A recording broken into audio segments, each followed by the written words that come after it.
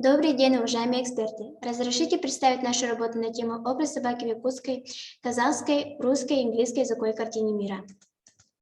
Как вы знаете, человек издревле жил с животными, охотился и приучал. Наблюдая за их поведением, люди отмечали психологические особенности и соотносили их с человеческим поведением. Наибольшее отражение это явление нашло в фольклоре и в устойчивых выражениях.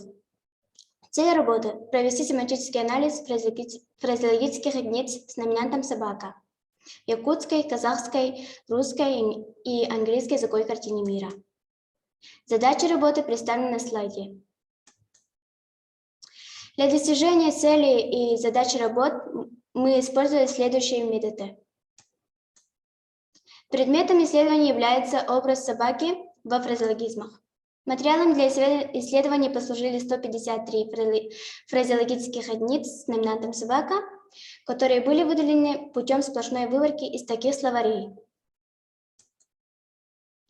Всего нами рассмотрены 153 фразеологических единиц, в якутском языке 46, в казахском 55, в русском 17, в английском 35. Их мы разделили на 13 семантических групп. Например, в первой группе фразеологические единицы, выражающие характер человека. Итминес – скверный характер. Остальные группы представлены на таблице. Из них наибольшее количество представлены в определении глаголов действия, признаков и сложных слов.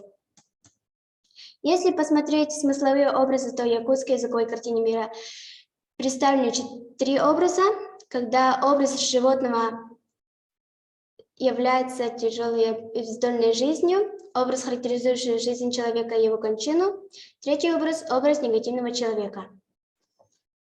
В казахской языковой картине мира представлены 3 образа, как и в якутском языке: образ животного, образ жизни животного, тяжелая бездольная жизнь, образ, характеризующий жизнь человека и его кончину, и образ негативного человека.